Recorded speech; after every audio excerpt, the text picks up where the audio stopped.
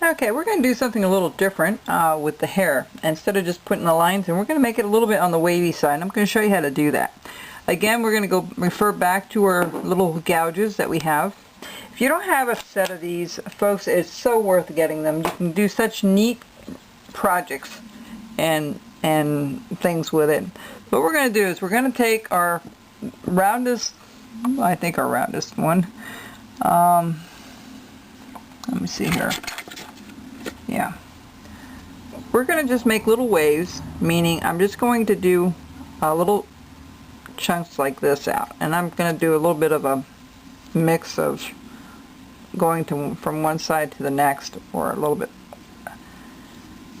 in different directions, but basically down to the base here. Okay, you want to be careful you don't hit your gouge into the bottom. I'm going to do the same thing up here. I'm just going to go ahead and do a little bit all the way, not quite to the top, but just a little bit of a gouge here and there. Alright, that's the first thing. Then I'm going to take another V tool, a little wider one. We're going to go ahead and spray it. We'll just make it much easier to do it and a little nicer. What we're going to do is we're going to, where we did those cuts, we're going to take the V tool right at the bottom and we're just going to gouge it out.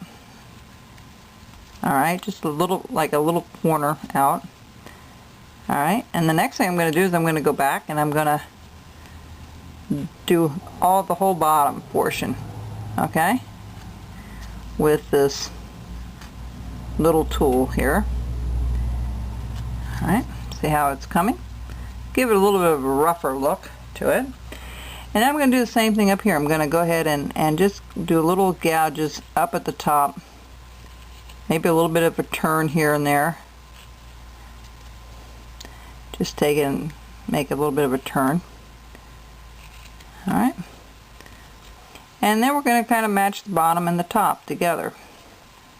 Alright. Now, wherever you see a flat spot is what you want to hit. Okay.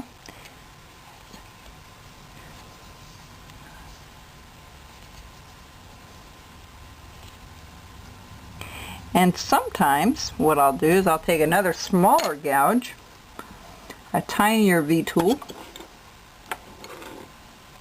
and go back over it again. A little bit here and there. Just add a little more dimension to it. You'll notice it is really a neat, it's not just flat going across, it's a little on the wavy side. Let me finish that back here so I can see what I'm doing here. Wherever there's gaps is where I go take that little V tool, the smaller one too, and you know, just kind of go over everything a little bit. You don't want any flat portions anywhere. You know, you can make it as detailed as you want, or as detailed as you want. Okay, so there we go.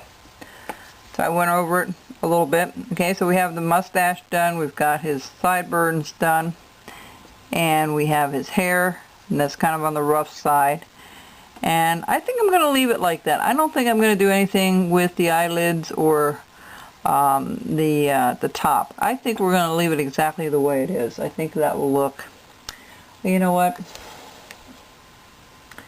I'm going to change my mind. You have that liberty to do that.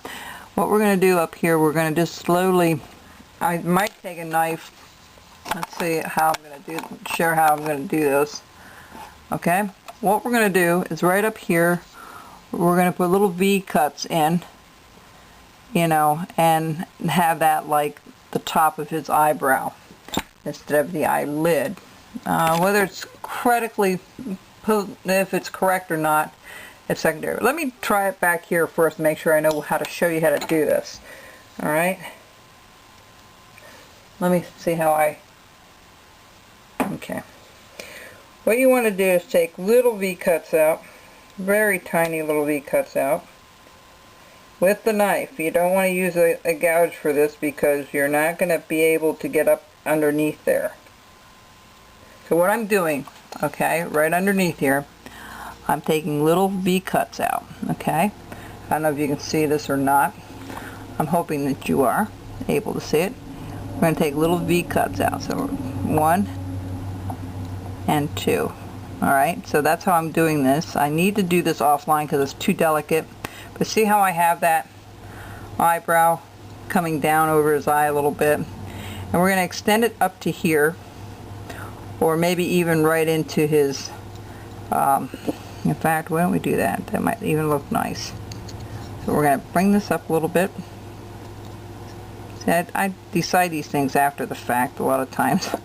Okay, and then I'm going to do these little V cuts all the way across, and I'm going to do the same thing over here. I'm going to bring this eyebrow a little bit down, or this, that it's almost connected to each other. So this is all going to be brown, just like I did with Pierre, if you want to call him Pierre. I did the same thing with his eyebrows, all the way up and around. Okay, so I'm going to finish that offline, and I'll show you that. The other thing I also need to do is this little button here. That's supposed to be like a little brass button. I took one of my gouges when I was offline, and I made a little circle with it. Okay, I just followed it all the way around, and you can do it either with a knife or you can do it, it's already pre-cut. So what we're going to do is we're just going to cut behind it a little bit. See if I can find where that is. Let me take it back here again because I can't see it. Okay, there we go.